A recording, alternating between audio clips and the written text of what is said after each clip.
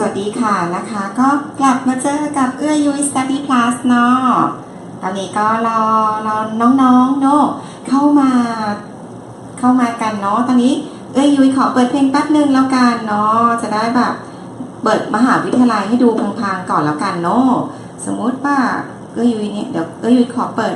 มหาวิทยาลัยรูปมหาวิทยาลัยก่อนแล้วกันเนาะจะได้แบบดูเป็นพลางๆก่อนเพื่อที่จะรอน้องๆเนาะเข้ามาเพราะว่าเดี๋ยววันนี้จะมีการจับฉลากแจกทุนเรียนภาษาเนาะเดี๋ยวเรามาดูอันนี้ก่อนนะจ๊ะเนาะ take you on a tour to meet some of the people and to see some of the facilities that make this such a great place to study. The first thing you notice is the beautiful setting. เดี๋ยวเราน้องๆเข้ามาเบิ่งยุ้ย Study Plus ก่อนเนาะดูวิดีโอกันก่อนนะจ๊ะตอนนี้ก็เริ่มมีคนเข้ามาละเนาะเดี๋ยวรอกันอีกสักครู่หนึ่ง And less than an hour to iconic destinations like Byron Bay. At the heart of the Lismore campus is the Learning Centre. It's the perfect place to study, working with classmates or by yourself, with friendly staff on hand to assist you.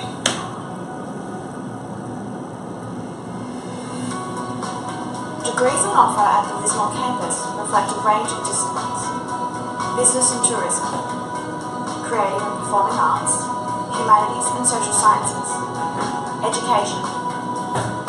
environment, science and engineering, health, Indigenous studies, and law. Allied health and nursing students gain hands-on experience in simulated wards and specialist laboratories. This is the SCU Health Clinic. The clinic provides a health service for students, staff and the public. In the clinic, students gain practical experience working alongside qualified practitioners, as well as through clinical placements off campus. Contemporary music students learn from the best and in a professional setting. With Studio 129 providing experience in all aspects of the music industry. Visual art students use studio facilities for drawing, 3D studies, painting, printmaking, papermaking, digital art, design and photography. Our media students hone their craft in digital media production facilities. Science, environmental science and engineering students use state-of-the-art facilities as well as undertake field trips and work placements. As well as providing a great learning environment, SCU undertakes world-leading research in areas such as geoscience and plant science. ตอนนี้เอื้อยก็รอน้องๆเข้ามาเบิ่งเป็น presentation ก่อนเนาะอย่าลืมคลิกไลค์คลิกแชร์เป็น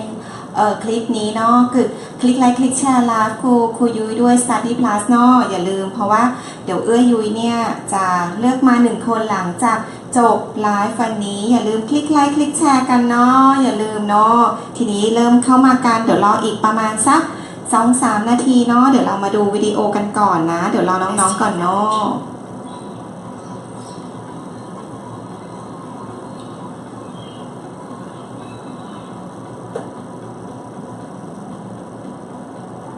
If you'd like to see more of the Lismore campus, come join us for a personal campus tour. ทีนี้เอื้อยุ้ยจะเล่าให้ฟังเนาะทีนี้จะมีทุนการศึกษาด้วยเนาะทีนี้อยากจะน้องๆหลายๆคนเนี่ยอยากจะไปเรียนต่อที่ประเทศออสเตรเลียนิวซีแลนด์อเมริกาแคนาดาเนาะหรือว่าจะเป็นโปแลนด์หรือว่าจะเป็นฮังการีตอนนี้มีทุนต่างๆเยอะแยะไปหมดเลยเนาะทีนี้ก่อนอื่นเลยเอื้อยอยากจะบอกเนาะสบายดีทีนี้ขอขอบคุณสปอนเซอร์ Canterbury Language Academy เป็นโบรชัวร์นี้เนาะที่ให้ทุนเอื้อยุ้ยเนาะที่จะมาจับฉลากในคืนนี้เนาะเดี๋ยวเอื้อยุ้ยว้าวเสร็จเกี่ยวกับตัวทุนต่างๆในโลกนี้เนาะจะเป็นข้อมูลคร่าวๆก่อนเนาะวันนี้ก็จะเป็นไลฟ์อันแรกของที่สปป.ลาวเนาะทีนี้เอื้อยุ้ยจะจับรางวัลขึ้นมา1คนเนาะก็จะเลือกมา1คนในส่วนของค่าเรียนภาษานะคะฟรีในส่วนของ Canterbury Language Academy ที่เมืองซิดนีย์ประเทศออสเตรเลียไปเลยนะเดี๋ยวเอ้ยยุ้ยเนี่ยอยากจะให้น้องๆเนี่ยฟังนะเกี่ยวกับตัวของมหาวิทยาลัยต่างๆเป็นทุน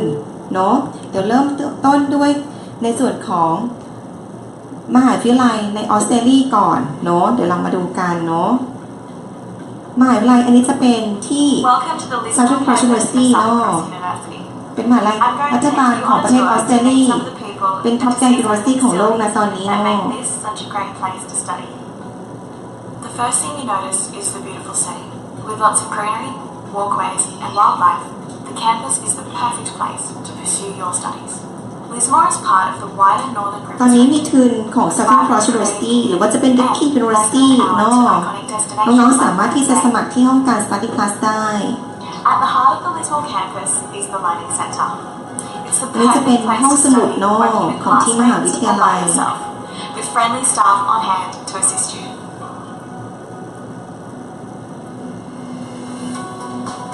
Degrees on offer at the Lismore มี campus หลายคณะ reflect a เนาะ range ที่ of จะเสงได้เนาะ business and tourism, เสงทุนได้ performing arts,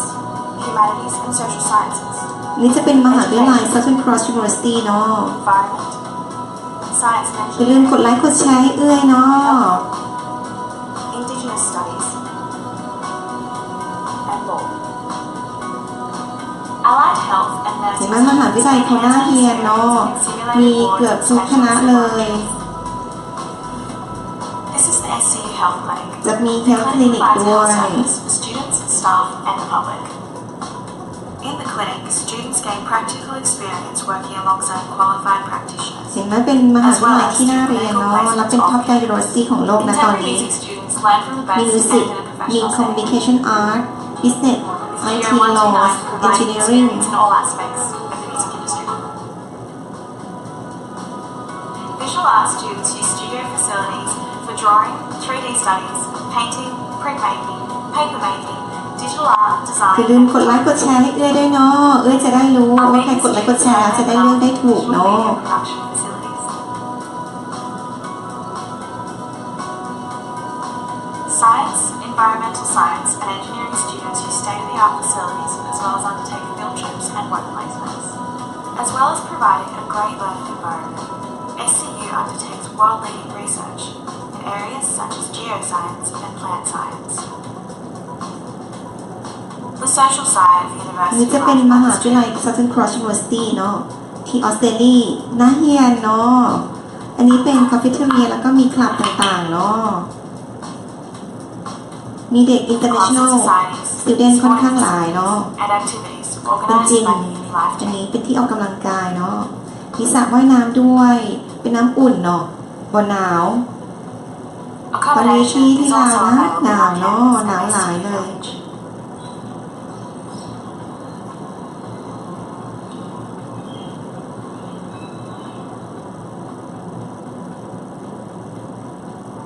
If you'd like to see more of the Lismore campus, come join us for a personal campus จาก tour. อันนี้ก็จะเป็นในส่วนของมหาวิทยาลัย Southern Cross University จริงๆ แล้วก็จะมีมหาวิทยาลัยต่างๆ เนาะที่สามารถที่จะเสงทุนได้ที่สปป.ลาวเนาะก็ติดตามข่าวสารในหน้า Facebook ว่าจะเสงทุนอย่างเนาะมื้อนี้ก็จะมีของแคนาดาแล้วก็ออสเตรเลียเนาะของออสเตรเลียจะเป็นทุนของเด็กมัธยมเนาะ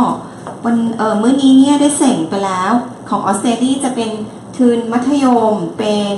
Government High School เนาะน้องหลายๆคนเนี่ยก็ไปเสงกันแล้วนะแล้วก็เดี๋ยวจะประกาศอีกประมา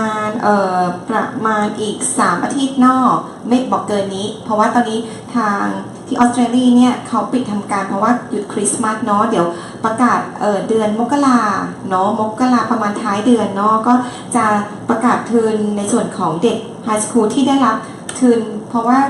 มื้อนี้เนาะได้มีการเสงทุนที่ปปสักเนาะก็เดี๋ยวจะประกาศเดือนมกรานะแล้วทีนี้ก็จะมีประเทศอังกฤษเนาะอังกฤษตัวอย่างนะอังกฤษก็จะมีทุนส่วนscholarship ค่อนข้างหลายเนาะก็ติดต่อได้ห้องการที่ Study Plus ได้นะก็เดี๋ยวจะทิ้งเบอร์แล้วก็ Line ID ไว้เป็นข้อความเวลาไลฟ์เสร็จแล้วเนาะก็จะโพสต์เอาไว้แล้วก็ติดตามที่ห้องการได้นะอันนี้ที่เมื่อกี้ที่ ว่าวไปนอกเป็น Southern Cross University แล้วก็จะมี Deakin University ที่มีเสียงทุนณตอนนี้นะแล้วก็แคนาดาเองเนี่ยก็จะมี Dalhousie University St Mary University แล้วก็จะเป็น Lakehead University ซึ่งวันนี้เสียงของเป็น Lakehead University ไปเนาะก็ลองติดตามดูเนาะว่าจะเสียงอีกเมื่อไหร่แล้วก็จะมีในส่วนของประเทศต่างๆเช่นโปแลนด์ฮังการีฝรั่งประเทศฝรั่งก็มีเนาะแล้วก็เยอรมันเยอรมนีก็มีเนาะก็นิวซีแลนด์เดี๋ยวเอื้อจะเปิดวิดีโอให้ดูอีกแล้วกันเนาะก่อนที่จะไปดูวิดีโอนะเอื้ออยากจะให้ดูนิดนึงในส่วนของ YouTube เนาะถ้าเกิดดูเนี่ยเอื้อจะมีวิดีโอค่อนข้างหลายเลยนะใน YouTube เนาะเดี๋ยวให้ดู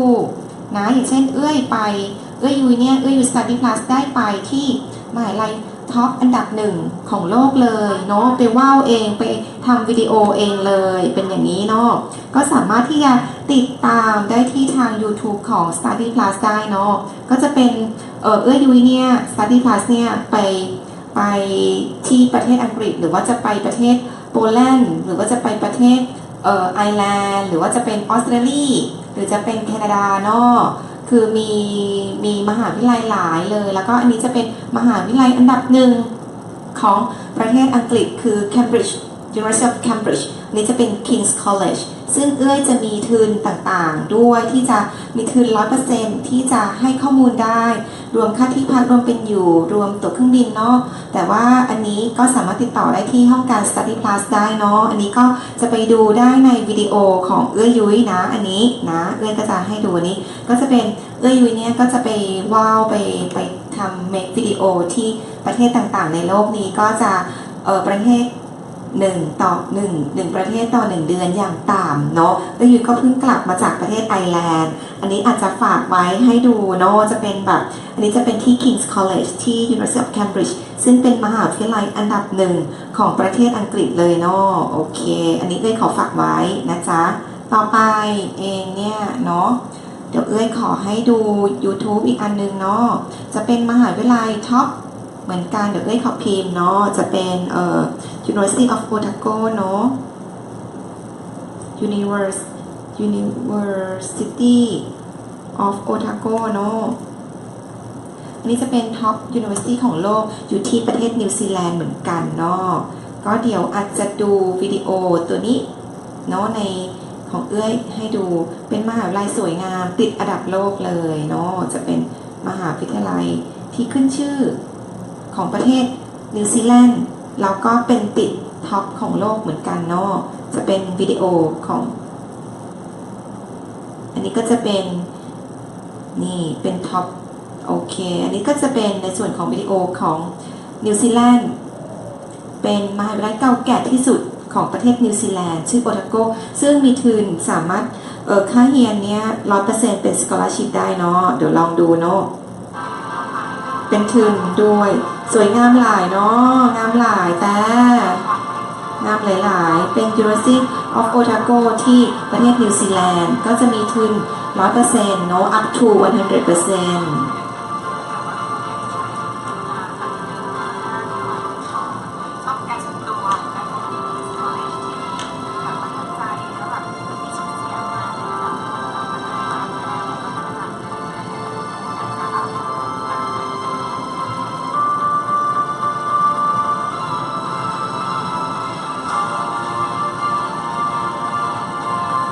นี่จะเป็นมหาวิทยาลัยโอทาโกเนาะที่นิวซีแลนด์ก็จะมีทุน up to 100% เลยถึง 100% เนาะอย่าลืมคลิกไลค์คลิกแชร์ให้เอื้อเนาะเอื้อจะได้เลือกถูกเนาะหลังจากที่จบ presentation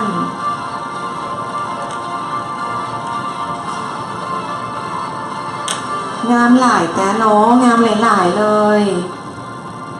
จะเป็นเด็กนักเรียนต่างชาติเนี่ยมากกว่า 2,700 คนเนาะ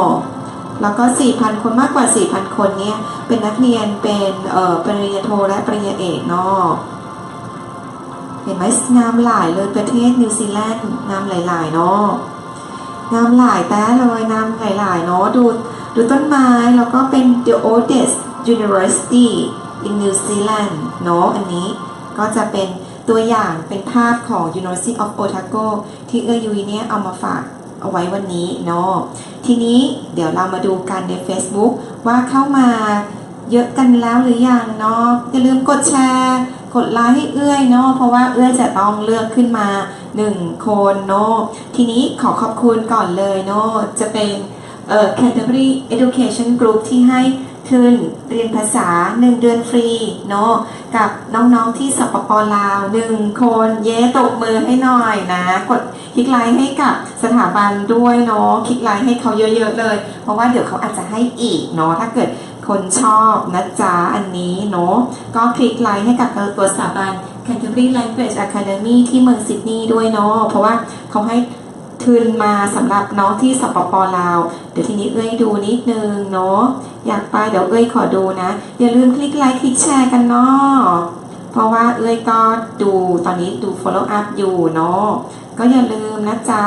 คลิกไลค์คลิกแชร์ด้วยตอนนี้เดี๋ยวเอ้ยพูดทีละประเทศก่อนแล้วกันเนาะก็จะเป็นในส่วนของ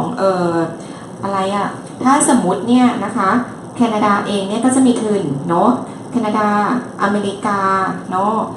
แคนาดาอเมริกาแล้วก็ไอร์แลนด์ถ้าเกิดตามไลฟ์ดูเนี่ยเนาะเดี๋ยวแป๊บนึงนะจ๊ะถ้าเกิดดูใน Facebook ของ Study Plus เนาะเอื้อยเนี่ยไปไลฟ์ที่ประเทศไอร์แลนด์เนาะแล้วก็น้องๆเนี่ยสามารถเรียนแล้วก็ทำงานได้เนาะใน Facebook ของ Study Plus เนาะเอื้อยเนี่ยนึงเนาะเดี๋ยวเอื้อยขอปิดนี้ประเทศขอปิดตรงนี้นิดแป๊บนึงเนาะทีนี้ถ้าเกิดดูในประเทศไอร์แลนด์เนาะไอร์แลนด์เนี่ยเป็นประเทศที่ใกล้ๆกับประเทศอังกฤษเนาะสามารถที่จะเรียนแล้วก็เฮดเวียดด้วยเนาะเฮดเวียดเนี่ยจริงๆแล้วเนี่ยเฮดเวียดของประเทศไอร์แลนด์เนี่ยบริษัทใหญ่เป็น headquarter ก็จะอยู่ที่ประเทศไอร์แลนด์ตามไลฟ์เอ้ยยุ้ยเนาะเดี๋ยวเอ้ยยุ้ยให้ดูนะในเฟซไปตามได้เพราะเอ้ยเพิ่งกลับมาจากไอร์แลนด์นะเอ้ยยุ้ยเนี่ยไปสัมภาษณ์เด็กต่างชาติที่ทำงานใน Facebook ใน Google ซึ่งได้เงินเดือนแบบ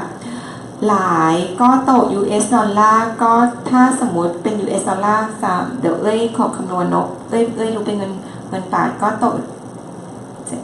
ประมาณ8,000 US ดอลลาร์เอ้ยตก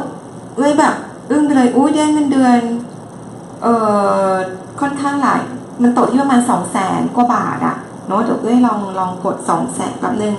หาร36เนาะก็ค่อนข้างหลายเงินเดือนค่อนข้างหลายเลยทีนี้เดี๋ยวเอ้ยให้ดูเอ้ยไปทำไลฟ์ที่ประเทศไอร์แลนด์สามารถเรียนแล้วก็ทำงานได้เนาะหรือว่าจะไปเรียนปริญญาตรีปริญญาโทหรือปริญญาเอกแล้วเขาก็จะมีทุนต่างๆให้กับเด็กนักเรียนต่างชาติด้วยเนาะก็จะดีมากๆเลยที่ประเทศไอร์แลนด์เนาะก็ตามไลฟ์ที่ประเทศไอร์แลนด์เป็นไลฟ์เก่าๆเนาะก็จะเป็นแบบเงินเดือนค่อนข้างหลายคือเยอะมากๆเดี๋ยวให้ดูเป็นตัวอย่างแล้วกันเนาะมันจะอยู่ด้านล่างตามหน้าจอที่กำลังเลื่อนให้ดูเนาะมันจะอยู่ด้านล่างของ Facebook เนาะเพราะว่าไปต้นเดือนนะตอนช่วง December ก็สามารถไปตามไลฟ์ครูยุ้ย Study Plus เก่าๆได้เนาะก็จะอยู่ข้างล่างเดี๋ยวให้ดูแล้วกันเนาะอันนี้เดี๋ยวคุยให้ดูตัวนี้เนาะคุยให้ดูตัวนี้จะเป็นคนเวียดนามที่เขาเรียนประเทศไอร์แลนด์และทำงานที่บริษัทยักษ์ใหญ่ก็คือเป็น headquarter ของรู้สึกว่าคนนี้น่าจะทำที่ Facebook เนาะเดี๋ยวลองดูให้เขาจะให้สัมภาษณ์อันนี้ยุ้ยจะไปอัดที่ประเทศไอร์แลนด์โดยตรงเลยเนาะเห็นไหมภาษาอังกฤษเนี่ยนะเขาก็สื่อสารได้แต่สำเนียงอาจจะไม่ native speaker แต่สามารถที่จะสื่อสารได้เข้าใจสามารถที่ทำงานบริษัท Facebook บริษัทอันดับโลกได้และตอนนี้ที่ประเทศไอร์แลนด์ก็มีเสียงทุนด้วยกับยุ้ย Study Plus ก็ติดตามข่าวสาร Study Plus ได้ทาง Facebook เนาะ Study Plus Education น้องคนนี้เนาะเดี๋ยวให้ดูเนาะน้องคนนี้เป็นคนเวียดนามนะน้องคนนี้เป็นคนเวียดนามก็สามารถที่จะทำงานนี่เนาะสามารถที่จะทำงานเฮ็ดเวียกที่ประเทศไอร์แลนด์แล้วได้เงินเดือนหลายเลยก็ตกถ้าเกิดเป็นเงินบาทก็ประมาณ 200,000 บาทต่อเดือนก็ค่อนข้างที่จะหลายสุดยอดได้เงินเดือนคือเยอะมากๆ นะก็ครูยุ้ยเนี่ย Study Plus ก็ขอฝากไว้ว่าประเทศไอร์แลนด์ก็เป็นประเทศที่น่าจับตามองที่จะไปเรียนแล้วก็เฮ็ดเวียกได้เนาะอันนี้แล้วก็ประเทศออสเตรเลียเหมือนกันเนาะก็ประเทศไอร์แลนด์ก็สามารถที่จะสมัครเป็นพลเมืองได้เหมือนกันเมื่อเรียนแล้วอยู่ที่ประเทศไอร์แลนด์5 ปีสามารถสมัครเป็นพลเมืองได้ถือ2พาสปอร์ตก็คือพาสปอร์ตลาวแล้วก็พาสปอร์ตของประเทศไอร์แลนด์เนาะส่วนออสเตรเลียเหมือนกันออสเตรเลียก็สามารถที่จะเรียนและทำงานเมื่อจบปริญญาตรีหรือโทหรือเอกเนาะจะได้วีซ่าทำงานที่ประเทศออสเตรเลียเหมือนกันหรือนิวซีแลนด์ก็สามารถได้วีซ่าทำงานเหมือนกันเนาะก็ทางครูยุ้ยจะเป็นบริษัทเดียวที่มีมาร่านัมเบอร์ของประเทศออสเตรเลียสามารถแนะแนวการทำงานของประเทศออสเตรเลียได้เป็นบริษัทเดียวที่มีมาร่านัมเบอร์ในประเทศของสปปลาวเนาะก็สามารถที่จะเข้ามาติดต่อเอื้อยุ้ยได้เนาะอันนี้ก็สามารถที่จะได้ข้อมูลต่างๆเรียนภาษาเฮ็ดเวียกหรือว่าจะไปเรียนปริญญาตรีโทเอกสามารถติดต่อเอื้อยุ้ยได้นะอันนี้ก็โอเคทีนี้เดี๋ยวเรามาดูกันเนาะก็เดี๋ยวเรามาดูในส่วนของมหาวิทยาลัยต่างๆนะถ้าเกิดน้องพิมพ์ในส่วนของมหาวิทยาลัย of St. Mary เพื่อจะให้ดูของในส่วนของแคนาดาเนาะสมมุติว่าเราเข้าไปที่ประเทศแคนาดาเซนต์แมรี่เดี๋ยวเราไปดูกันเนาะเป็นวิดีโอเนาะเพราะว่าอยากจะให้เห็นภาพหลายๆมหาวิทยาลัยก่อนที่เราจะจับและแจกจริงกันเนาะถ้าเราเรียนภาษาฟรีที่ประเทศออสเตรเลียเลย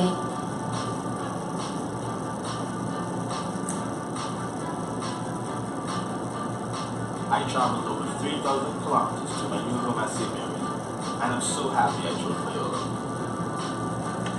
นักเรียนต่างชาติเขาจะมีหลายเลยเนาะ All of my neighbors were in their first year as well. We had many options in the quiet, alcohol-free, or male or female floor, which typically puts you in the right environment. My RA was very welcoming and helped me to make some friends and taught me all about residence. There were 6 of us in the pod, and because we have a split bathroom and shower, there is hardly an issue with us sharing. The lounge is a great place to relax. You can make coffee.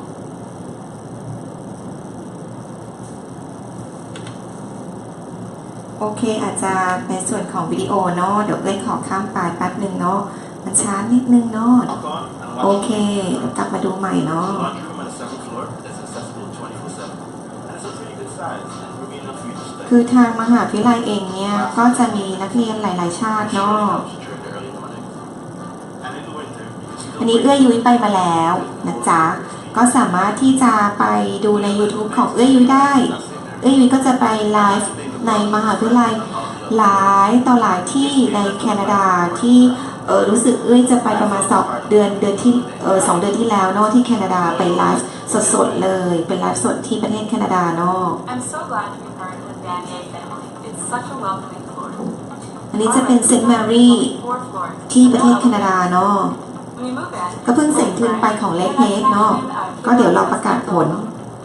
A double room was better for me financially, and the online residence portal was very effective. It identifies who you are and matches you up with someone with your personality. It helped me make an instant friend on campus. อย่าลืมคลิกไลค์คลิกแชร์เนาะเดี๋ยวจะได้เลือกถูกเนาะ Like Loyola, Vanier has a mandatory meal plan, which was especially good for my first year because I was so busy. It's nice to not have to worry about cooking. You do have full access to the gym on campus. I felt a little bit of exercise really helped me get through my classes. On my floor, doors are usually kept open. It's a tightly knit group, and this comes in handy with a big indoor ใจหลายเด้อเนาะยุ้ยก็ตั้งใจทำเนาะให้กับเด็กสปป.ลาวเนาะไปขอทุนมาให้ Vanier is my home. นี่จะเป็นมหาวิทยาลัยที่ในประเทศแคนาดาเนาะ Rice is a great step for you before moving on your own, and it's typically for 3rd and 4th year students. It is apartment style, so you will need to ลุ้นกันเนาะเดี๋ยวรออีกสักครู่เดี๋ยวจะเลือกมา1 คนเนาะคลิกไลค์คลิกแชร์คอมเมนต์บอกยุ้ยได้เนาะพิมพ์ด้วยว่ากดไลค์กดแชร์ already กดไลค์กดแชร์แล้ว A meal plan is not required, but you still have the option for a meal plan, as well as other options on campus become more แคม attractive. ปัสเขาน่าเรียนเนาะมีฟู้ดคอร์ทมีจิมมีคลาสรูมนี่จะเป็นลอนดรี There is no common lounge in Rice, but you are able to bring your ห้องทำความสะอาดฟรีเนาะอยู่ในหอพักเนาะ A Another way to get more connected with residents เห็นไหม like เขามีคนหลากหลายชาติที่จะไปเรียนที่ประเทศแคนาดาเนาะจบแล้วได้วีซ่าเฮ็ดเวียกด้วยที่ประเทศแคนาดา I learned skills to live on my own and grew close with my roommates. Rice is my home. โอเคได้เลยเนาะโอเคเซนต์แมรี่จบไปเนาะทีนี้เอื้อยยุ้ยจะสอนหานะถ้าสมมติว่าพิมพ์ study plus เนาะเอื้อยยุ้ยพิมพ์ถ้าเกิดน้องๆอยากจะดู study plus เนาะก็สามารถที่จะพิมพ์ได้อันนี้ก็จะเป็นในส่วนของกิจกรรมต่างๆเยอะแยะไปหมดเลยเนาะก็จะให้ดูกิจกรรมของ study plus เยอะไปหมดเลยเนาะก็อันนี้ก็จะเป็นกิจกรรมเนาะ